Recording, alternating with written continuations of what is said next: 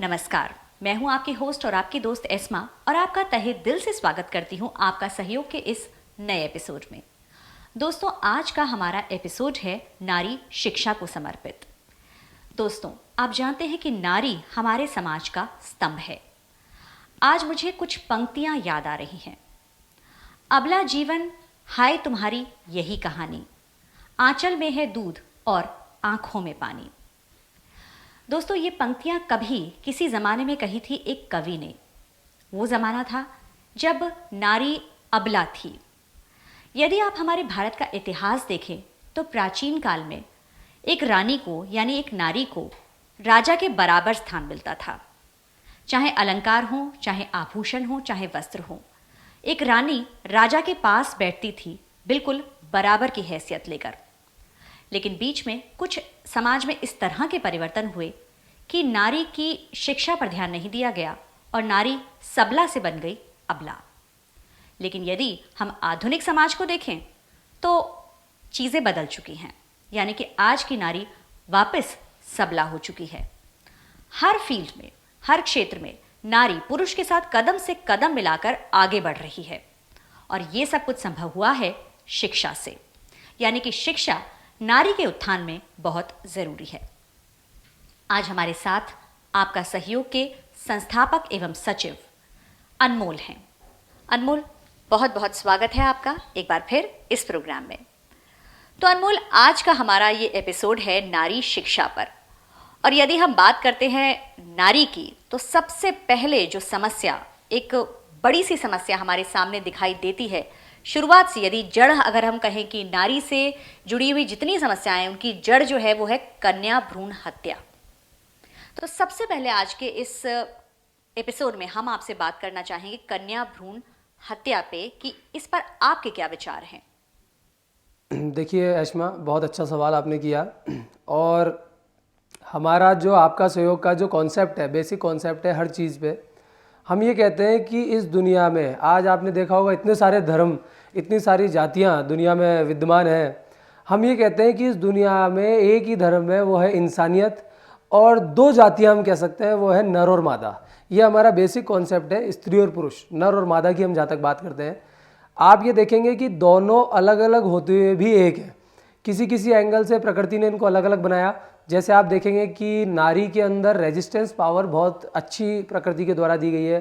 एक संतान को जन्म देते समय नारी को कितनी पीड़ा होती है, अगर ये पीड़ा पुरुष अपनी तरफ ले ले तो मैं समझता हूँ कोई भी पुरुष इस दुनिया में जिंदा नहीं रहेगा। तो नारी की रेजिस्टेंस पावर बहुत स्ट्रांग है। पुरुष शरीर से कठोर बनाया गया है प्रकृति के द्वारा। तो दोनों का अपना अपना हस्तक्षेप है। और कन्या भ्रूण हत्या की जहाँ तक बात है, जहाँ तक ये सवाल है, तो हमारे देश में बहुत हुआ है। आज इस पर काफ़ी सरकारी काम हुआ है, लोगों ने इसके ऊपर जागरूकता आंदोलन चलाए हैं और बहुत ही फ़र्क आया है। लेकिन हम कोशिश करते हैं इस पर और फ़र्क आए और कम से कम कन्या भ्रूण हत्या कम से कम बंद हो। बिल्कुल। अनमोल, एक कॉल लेना चाहेंगे। हमारे एक कॉलर यहाँ कॉल कर रहे हैं हमें। हेलो। हेलो मैम जी नमस्ते। नमस्ते जी हेलो। हेलो। हाँ मैम नमस्ते। जी नमस्ते, आपका नाम बताइए पहले आप। जी मैम, मेरा नाम है रेनू। रेनू जी। रेनू, हाँ आपने आपका सहयोग कार्यक्रम में अपना कॉल लगाया है। यहाँ अनमोल है हमारे साथ में, जो कि आपके सवालों का जवाब दे रहे हैं। जी रेनू, आपका सवाल जानना चाहते हैं हम, आप अपना सवाल पूछिए। जी सर, मैं ये आपका सहयोग प्रोग्राम देखती हूँ, तो मैं आपसे ये क्वेश्चन करना चाहूंगी। हाँ जी रेनू, बोलिए। महिलाएं पढ़ने लिखने के बाद शादी करके घर संभालने लगती है, तो क्या उनकी पढ़ाई बेकार नहीं हो जाती? पहले तो मैं आपको बहुत बहुत धन्यवाद दूंगा कि आपने बहुत अच्छा क्वेश्चन किया। देखिए, पढ़ाई और शिक्षा ही एक ऐसी चीज़ है जो कभी ख़राब नहीं हो सकती। ये चीज़ ही ऐसी है कि ये बनी ही सही होने के लिए है। जो चीज़ सही है वो सही रहेगी, ख़राब हो नहीं सकती। आप ये सोचते हैं कि केवल रोटी बनाना या घर को संभालना, बच्चों को पालना, इससे कोई पढ़ाई या शिक्षा खत्म हो जाती है, ऐसा नहीं है। ये शिक्षा एक ऐसी चीज़ है जो चेन बाई चेन आगे ट्रांसफ़र होती है। अगर एक माँ शिक्षित नहीं है तो आप बताइए, बच्चा भी 100% अनपढ़ होगा, उसमें ज्ञान का अभाव होगा। अगर महिला को कहीं ना कहीं किसी न किसी रूप से समाज में, परिवार से बाहर निकल के कमाने की भी ज़रूरत पड़ती है, तो कम से कम महिला अगर पढ़ी लिखी है, तो वो किसी भी एंगल से पुरुष के समान तैयार है खड़ी होने के लिए साथ में। और आजकल आपने देखा होगा कि हस्बैंड अकेले के कमाने से कुछ नहीं होता, महिलाएं भी आज बाहर निकल के वर्क कर रही हैं, वर्क वाली महिलाएं हो चुकी हैं। तो पढ़ाई बिल्कुल ख़राब नहीं होती। शादी के बाद मैं समझता हूँ कैरियर और आगे परवान चढ़ता है अगर दोनों हस्बैंड वाइफ दिमाग से, कहते हैं ना तालियां दोनों हाथ से बजती हैं, दोनों बढ़िया तरीके से सोच करके अगर अपने कैरियर को हैंडल करें, तो मैं समझता हूँ कि एक अच्छी औरत अगर पढ़ेगी, नारी पढ़ेगी, तो उनकी संतानें भी आगे जाके शिक्षित होंगी और समाज को बहुत ही बढ़ावा मिलेगा। ये बहुत ज़रूरी है। तो रेनू, हम उम्मीद करते हैं कि आपको आपके सवाल का सही जवाब दिया। तो अनमोल, मानेंगे हम आपकी बात कि शिक्षा, अगर नारी शिक्षित होगी तो बहुत अच्छा विकास समाज का हो सकता है। इस कॉल से पहले हम बात कर रहे थे कन्या भ्रूण हत्या पर। तो मैं आपसे जानना चाहूंगी अनमोल कि नारी शिक्षा किस तरह से कन्या भ्रूण हत्या को रोकने में सहायक है? देखिए, मैं जहाँ तक समझता हूँ कि अकेली शिक्षा इसको नहीं रोक पाएगी। इसमें हमारे कुछ नैतिक मूल्य होने चाहिए, हमारी सोच, हमारे कॉन्सेप्ट। मैं आज भी कुछ चीज़ें ऐसी फेस करता हूँ। मैं जनरली बिल्कुल कैमरे के सामने कहना चाहूँगा कि मेरी एक बेटी है छोटी, और जनरली मैंने अपने जो घर के लोग हैं उनकी राय जब मैं देखता हूँ, हो सकता है वो सामने ना बोल पाते हो, और हम समाज में भी देखते हैं, तो जनरली अगर आपके पास एक लड़की आप जन्म ले लेती है घर में, जो बहुत खुशियाँ हमारे जीवन में भर देती है, तब भी उनके दिमाग में कॉन्सेप्ट चलता रहता है कि एक लड़का भी हो, एक लड़का भी हो। और हम कितनी कोशिश कर लें भ्रूण हत्या को रोकने की, जब हम हॉस्पिटल्स में जाते हैं तो हॉस्पिटल में जैसे ही जब डॉक्टर या नर्स हमें इत्तला करती है कि साहब आपके लड़का हुआ है, तो हम खुशी से फूले नहीं समाते। और अगर लड़की जन्म लेती है तो डॉक्टर्स ने और नर्सों ने भी यही प्रोग्राम बना लिया, वो ये कहते हैं साहब आपके घर में लक्ष्मी आई है, जिससे कि पेरेंट्स नाराज़ नहीं हो या नाखुश नहीं हो। तो अभी भी कहीं ना कहीं पढ़े लिखे लोगों में भी ये धारणा बनी हुई है, तो हमारी इस धारणा को चेंज करना चाहिए। क्योंकि मैं समझता हूँ कि लड़की, आपको पता नहीं है कि 95% समाज को लड़की आगे औरत बन के बनाती है, क्योंकि वही किसी ना किसी एक बच्चे की माँ बनती है। आपको विवाह करने के लिए लड़कियाँ चाहिए, आपको दोस्तियां करने के लिए लड़कियां चाहिए, आपको माँ चाहिए, फिर आपको बच्ची जब पैदा होती है तो फिर लड़की क्यों नहीं चाहिए? तो कम से कम आपके कॉन्सेप्ट, आपकी विचारधारा चेंज करें। केवल पढ़ लिखने से, कहते हैं ना पढ़ा लिखा गंवार, तो पढ़े लिखे गंवार ना बने और स्त्रियों को, नारी को भी आगे बढ़ाएं। यहाँ हम एक कॉल लेना चाहेंगे फिर से। हेलो, आपका सहयोग कार्यक्रम। जी हाँ, आपका सहयोग कार्यक्रम से बोल रहे हैं, आपका नाम जान सकती हूँ मैं राजेश बोल रहा हूँ और मैं आपके प्रोग्राम का नियमित दर्शक हूँ जी। और अभी आपका प्रोग्राम देख रहा हूँ, जैसे कि आज आपने महिलाओं पे डेडिकेटेड प्रोग्राम बनाया है जी, और आप दिखा रहे हैं महिलाओं के बारे में। मैं जानना चाहता हूँ कि आजकल यौन उत्पीड़न के कई सारे केसेस आते हैं, और इसमें क्या महिलाएं या पुरुष जो है, इनको इससे पुरुषों को ही जिम्मेदार ठहराया जाता है, ये कहाँ तक सही है?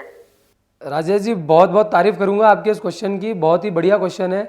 कहते हैं ना कि ताली दोनों हाथ से नहीं बजती, ताली दोनों हाथ से नहीं बजती। आज देखिए, जब भी इस दुनिया में एक सिस्टम आया कि जब भी उत्पादन के साधनों पे जिसका स्वामित्व हो जाएगा, वो अपने आप को सर्वे सर्वा समझने लग जाते हैं।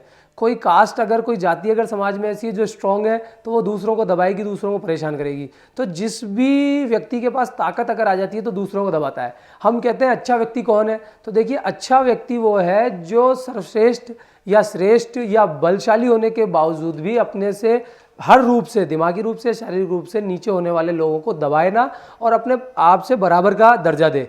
तो देखिए, पहले नारियों को खूब पीड़ित कर लिया, नारियों को परेशान कर लिया पुरुषों ने, क्योंकि पुरुष प्रधान देश है। तो क्या हुआ जी कि नारी के पक्ष में बहुत सारे नियम कानून बन गए। आज नारी के पास भी पावर है कि अगर नारी सिर्फ कह भी दे कि साहब मेरे साथ ऐसा हुआ है, तो उसके ऊपर इतना ज़्यादा बड़ा केस लगता है कि वो फिर पुरुष कहीं ना कहीं किसी भी मतलब का नहीं रहता। तो मैं समझता हूँ कि अच्छी नारी भी वो है कि उसके पास अगर आज ताकत आ चुकी है समाज में, तो वो उस ताकत का दुरुपयोग ना करे और वो सबको साथ लेके चले और छोटी मोटी बातों को इसी तरह से वो हैंडल करे। क्योंकि मैंने देखा है जनरली थोड़ी सी भी नारी के लिए कोई बात कह दे तो महिला आयोग खड़ा हो जाएगा या मीडिया के ऊपर। ऐसा कुछ नहीं है, सब बराबर है, महिलाएं भी पुरुष भी। अगर ज़्यादा इस चीज़ की, कहते हैं ना कि किसी चीज़ की अति आ जाएगी तो वो चीज़ फिर खत्म होती है। अगर महिला आयोग या महिलाएं इस चीज़ की अति कर करके परेशान कर देंगी तो हो सकता है कल को कोई पुरुष आयोग खड़ा हो जाए, फिर पुरुष वापस से उनके ऊपर हक जमाने लग जाए। तो देखिए, अच्छा व्यक्ति वो है जिसके पास सभी चीज़ की ताकत आने के बावजूद वो लोगों को दबाता नहीं है और अच्छे तरीके से हैंडल करता है। मैं समझता हूँ फिर नारी और पुरुष का क्या सवाल है, सभी लोग बराबर है। बिल्कुल, हम उम्मीद करते हैं राजेश कि जितना अच्छा आपका सवाल था उसका जवाब भी उतने ही अच्छे तरीके से अनमोल ने आपको दिया है।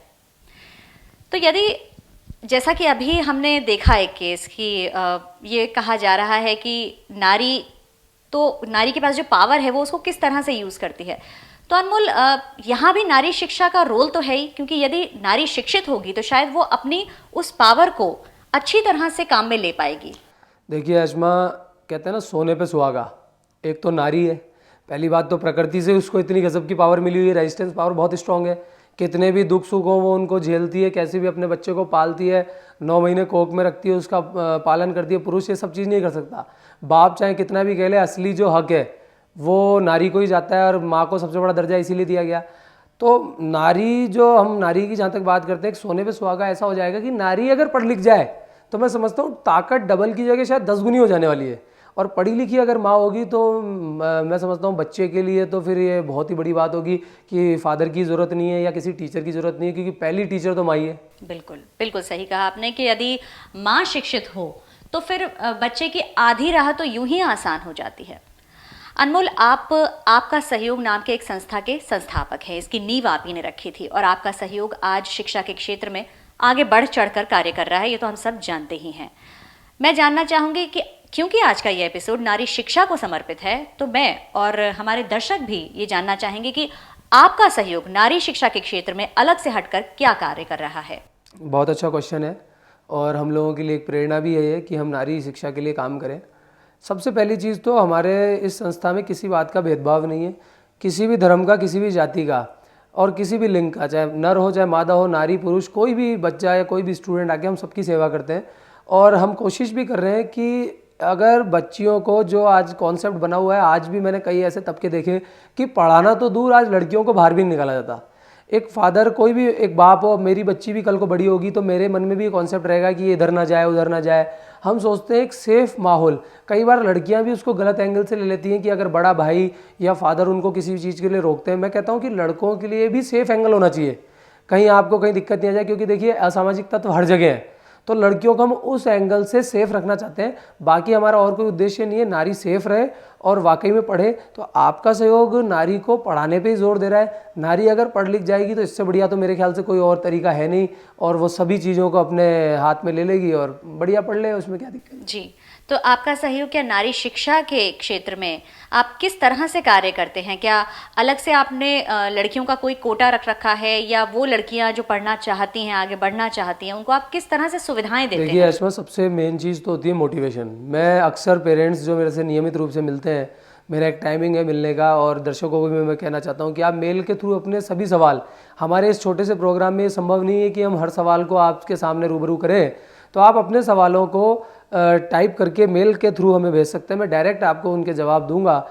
उसमें हम पेरेंट्स से जब मिलते हैं तो अक्सर हमें ये चीज़ सामने आती है कि लड़कियों के साथ में ऐसी कोई प्रॉब्लम है, या हम उनको पढ़ाना नहीं चाहते, या हम अपने लड़की को बाहर नहीं निकालना चाहते, या इसने 10th पास कर ली साहब, अब इसकी हम शादी कर देंगे। तो ये सब चीज़ें उनको मोटिवेट करके, उनको समझा करके मैं बोलता हूँ और उनको समझाता हूँ कि वाकई में लड़की अगर पढ़ेगी, समझाने से बढ़िया तरीका कोई है नहीं। आप कितना ही उनको लड़कियों को पैसा दे दो या कुछ भी दे दो, उससे विकास नहीं होगा। पेरेंट्स जागरूक होंगे तो लड़कियों का विकास होगा। ये जानना जरूरी है कि शिक्षा कितनी जरूरी है। यहाँ एक कॉल हम लेंगे।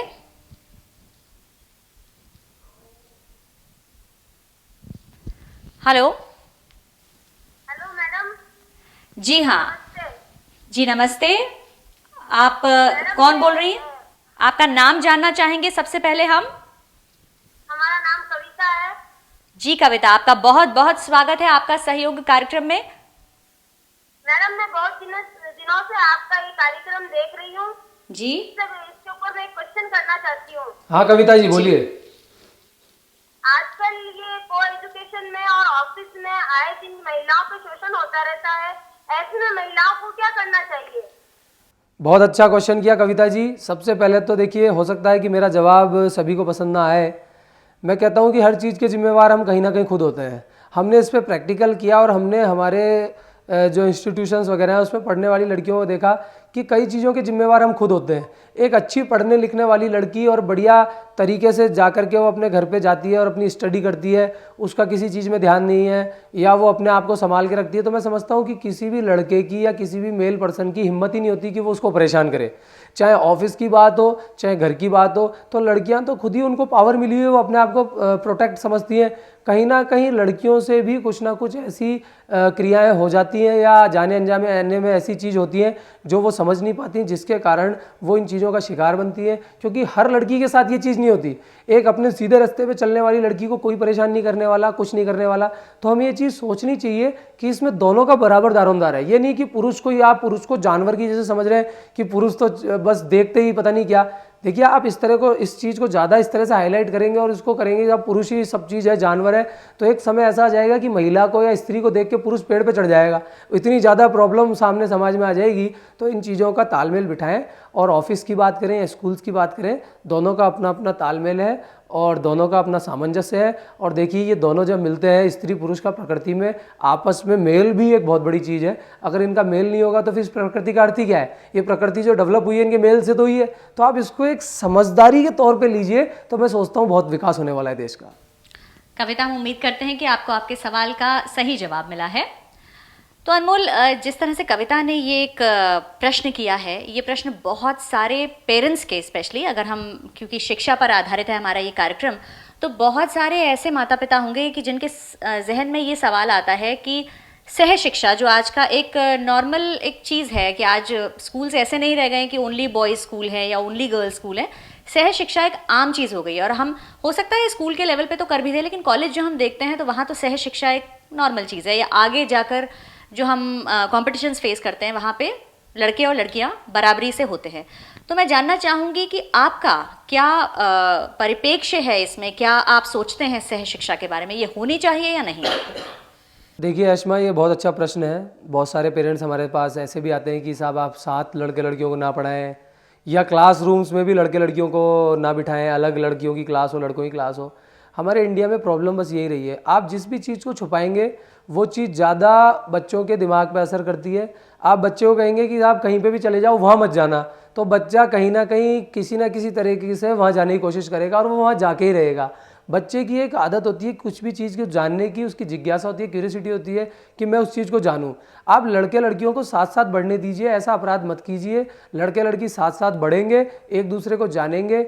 अब हमने कई प्रयोग किए, अगर हम लड़के लड़कियों की क्लास अलग अलग कर देते हैं तो लड़के का ध्यान बिल्कुल भंग हो जाता है और वो जहाँ पूरे 6 पीरियड या 8 पीरियड अटेंड करने के बाद पानी पीने या टॉयलेट के लिए जाते हैं, वो हर पीरियड में टीचर से पूछेंगे टॉयलेट जाएं, जिससे कि वो लड़कियों की क्लास के पास जाके उनको देख सकें। लड़कियों के साथ भी ये प्रॉब्लम होती है। और फिर हमने प्रयोग किया, जब उनको एक साथ बिठाया अलग अलग विंग में, तो सारी समस्या वहीं रह गई। तो हम प्रैक्टिकली उन चीज़ों को करके देख रहे हैं, इनको साथ साथ बढ़ने दीजिए। इनके मन में देखिए आगे चल के सबको एक होना होता है, विवाह होते हैं आगे चल के, आप इनके अंदर नेगेटिव फीलिंग डाल देंगे तो सब ये घटनाएं होने वाली हैं। आप इसको किस एंगल से लेते हैं, मैं आपसे पूछना चाहता हूँ। आप कोएड स्कूल में पढ़ी हैं नहीं पढ़ी हैं? बिल्कुल, मैं कोएड स्कूल में ही पढ़ी हूँ और मैं तो बल्कि एडवोकेट करूंगी दर्शकों से भी कि अपने बच्चों को कोएजुकेशनल स्कूल में ही पढ़ाएं, क्योंकि जो मानसिक विकास होता है को एजुकेशनल स्कूल में पढ़ने के बाद में, वो एक अलग ही तरीके का होता है। जैसे कि अनमोल ने कहा कि एक जिज्ञासा की प्रवृत्ति होती है सब में। बिल्कुल ऐश्मा, आप उनके हीन भावना ना डालें कि लड़का खराब है। मैंने बहुत सारी ऐसी लड़कियां देखी हैं या गर्ल्स देखी हैं, बच्चियां, जिनको बचपन से ही डाल दिया जाता है दिमाग में लड़के खराब है, लड़के खराब है। वो जिस भी लड़के को देख रही है खराब है, और अचानक उनका विवाह कर दिया जाता है एक लड़के से। तो वो कैसे उसको हैंडल करें कि लड़का खराब है, लड़का खराब है। तो आप कहीं ना कहीं एक गंदा मॉरल, एक खराब मॉरल उनके सामने पेश कर रहे हैं।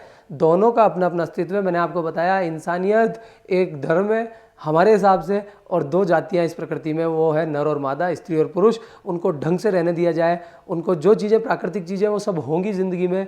आप रोक लगा करके या सब चीज़ करके उनको नहीं हटा सकते हैं, बट उनको सिस्टमेटिकल किस तरह से मैनेज करें जिससे बच्चे की शिक्षा बढ़िया चलती रहे, बच्चा एजुकेटेड हो, और कुल मिला के हमारा और आपका यही उद्देश्य है कि समाज आगे बढ़े। बिल्कुल।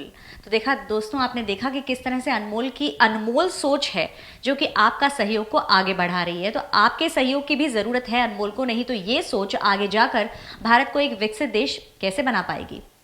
अनमोल, मेरा अगला सवाल, पहले हम एक कॉल ले लेते हैं जो कि हमारे पास आ रहा है। हेलो। हेलो जी, आपका सहयोग कार्यक्रम में आपका बहुत बहुत स्वागत है। आपका नाम जान सकते हैं हम? सुभाष बोल रहा हूँ। जी सुभाष, यहाँ अनमोल है हमारे साथ में जो कि एक एजुकेशन स्पेशलिस्ट हैं, तो आप अपना सवाल उनसे पूछ सकते हैं। सुभाष। अनमोल जी नमस्कार। नमस्कार सुभाष जी, बहुत बहुत धन्यवाद आपने हमारे शो में कॉल किया।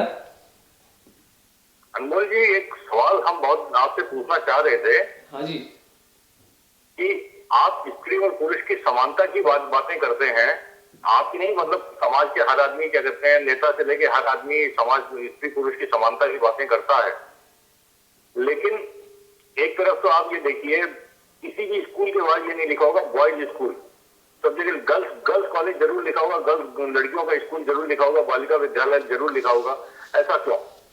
बहुत अच्छा क्वेश्चन किया आपने। कहीं ना कहीं आप लिंग भेद करते हैं, हमारा समाज या तो इसमें लिंग भेद करता है। ये सब बिल्कुल सर, ये तो है ही, पुरुष प्रधान देश है और ये शुरू से लिंग भेद हुआ है इसमें। इसी चीज़ को सही करने का हमारा प्रयास है, एक छोटा सा प्रयास है। सही होता है नहीं होता है बात की बातें हैं। आपने बिल्कुल सही कहा। और जब भी हम देखते हैं कि गर्ल्स स्कूल लिखा होता है या बॉयज़ क्यों नहीं लिखा होता, जब बच्चा पैदा होता है, जन्म लेता है, तो हम ये नहीं कहते बच्ची पैदा हुई है, उसको ही बच्चा कहते हैं। तो कहीं ना कहीं लिंग भेद है, इसी को दूर करने के लिए हम लोगों ने काम किया है और इसी को दूर करने के लिए हम वर्क कर रहे हैं। और इसमें आपके सहयोग की ज़्यादा ज़रूरत है और इस तरह के प्रोग्राम हम आगे भी करते रहेंगे जिससे लिंग भेद ख़त्म ना हो तो कम से कम हो। बिल्कुल सुभाष, हम उम्मीद करते हैं कि आपको आपके सवाल का जवाब मिल गया होगा। तो अनमोल, आप एक शिक्षक भी हैं, आपके कई सारे स्कूल्स यहाँ पर हैं, चल रहे हैं जयपुर में, और आप कई तरह की शिक्षक गतिविधियों में भी हैं। आपका सहयोग, एक जो ट्रस्ट है, इसके काफ़ी सारे कोचिंग सेंटर्स भी चल रहे हैं। तो आपको दिन में कई बार बहुत सारे तरीके के लोगों से, बहुत सारे तरीके के पेरेंट्स आपके पास आते होंगे, और मैं मतलब मुझे उम्मीद है, मुझे पक्का है कि आपके पास बहुत सारे ऐसे पेरेंट्स आते होंगे, स्पेशली लड़कियों के ऐसे माँ बाप आते होंगे जो चाहते हैं कि भाई हमारी बच्ची को हमें पढ़ाना नहीं है, अब हमें उसकी शादी करनी है। या फिर वो चाहते हैं कि हमारी बच्ची तो इसकी माँ को घुटनों में प्रॉब्लम है या उसकी तबीयत खराब रहती है, तो बच्ची का घर में रहकर उसका खाना बनाना ज़्यादा ज़रूरी है, पढ़ लिख कर वो क्या करेगी। तो पहले तो ये बताइए कि कितने % इस तरह के केसेस आपके पास में आते हैं? मैं मानता हूँ कि वैसे अगर देखा जाए तो सोच तो कम से कम मैं मानता हूँ कि 80% लोगों की है, बट सामने कम से कम 15% केसेस तो आते हैं। सोच तो है ज़्यादा लोगों की, बट 15% केसेस ऐसे आते हैं। और मैं उन्हीं सभी पेरेंट्स से आग्रह करूँगा कि ऐसी सोच आप रखना बंद करें। मैं तो अब ये और कहने वाला हूँ कि लड़कों को आप एक बार ना पढ़ाएं तो अच्छा है, लेकिन लड़कियों की शिक्षा पर आप ज़्यादा ध्यान दें। बिल्कुल। तो ऐसे में आप ऐसे पेरेंट्स को किस तरह से डील करते हैं, टैकल करते हैं? आप उनको उनकी सोच पे के साथ छोड़ देते हैं, जाने देते हैं? कई बार हमारे लिए बहुत मुश्किल होता है, क्योंकि सब चीज़ को समझने के लिए व्यक्ति भी समझदार होना चाहिए।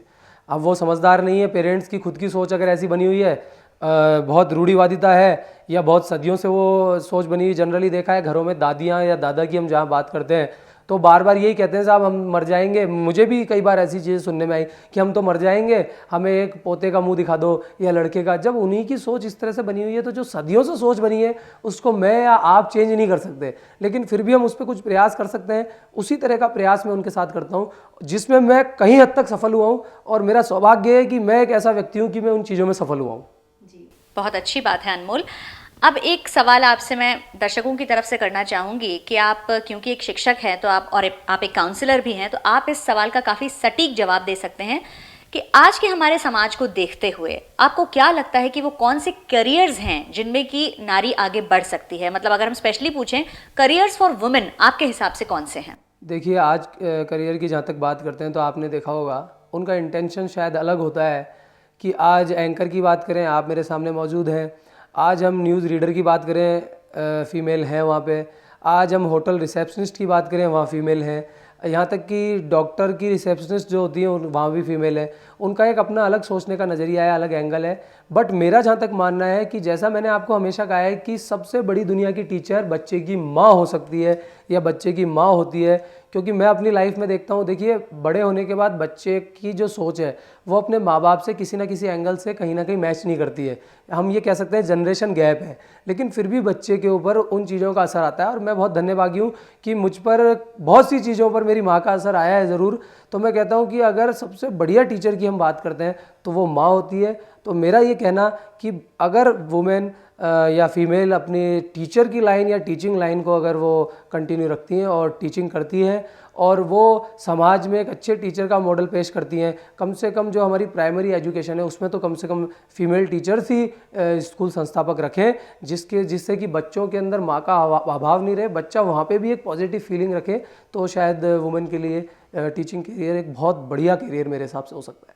जी अनमोल, आप एक बहुमुखी प्रतिभा वाले इंसान हैं। हम सब जानते हैं कि आप लेखन में भी रुचि रखते हैं, आप कविताएं भी लिखते हैं, कहानियां भी लिखते हैं, आप में बहुत सारी ऐसी प्रतिभाएं हैं। तो आज के इस एपिसोड में मैं और आई एम श्योर कि हमारे दर्शक भी आपसे एक कविता सुनना चाहेंगे, आपके अपने शब्द, आपकी पंक्तियां कुछ हम आपसे सुनना चाहेंगे। ऐश्मा, बहुत बहुत धन्यवाद, आपने परिचय दिया।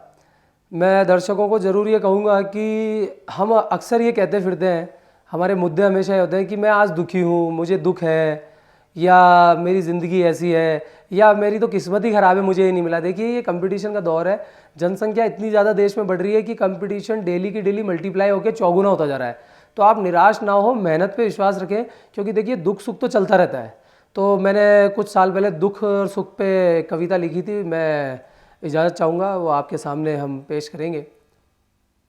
सुख का संदूक मेरे पास आ गया था, सुख का संदूक मेरे पास आ गया था, उसे देख मेरे जीवन में सुखों का तालाब छा गया था। सुख का संदूक मेरे पास आ गया था, उसे देख मेरे जीवन में सुख का तालाब छा गया था। रोज उसकी पूजा करता था, उसमें से कुछ ना किसी को देता था। इतना संभालने के बाद भी मुझे एक बात समझ में ना आती थी कि रोज उसमें से सुख की एक गड्डी कहाँ चली जाती थी। इतना संभालने के बाद भी मुझे एक बात समझ में ना आती थी कि रोज उसमें से सुख की एक गड्डी कहाँ चली जाती थी।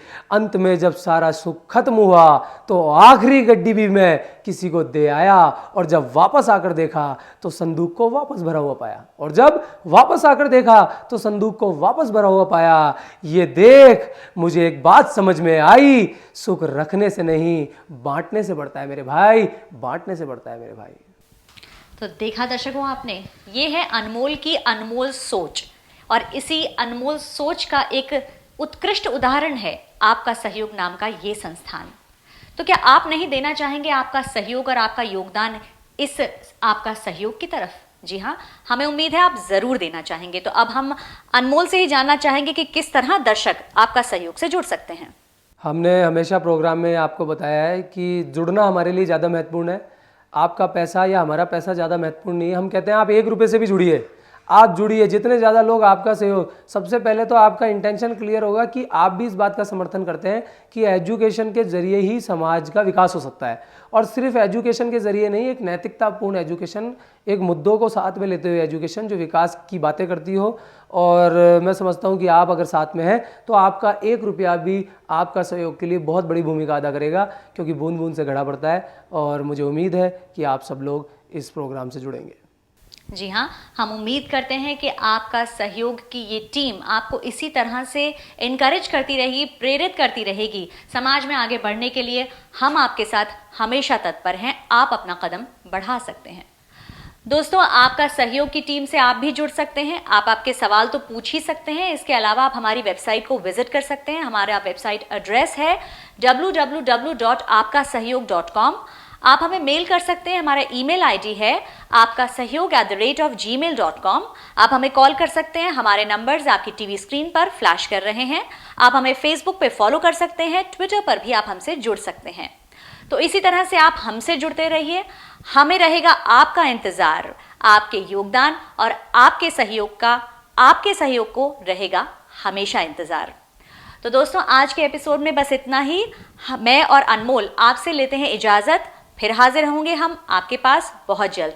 नमस्कार। तो आगे बढ़िए, दीजिए आपका सहयोग।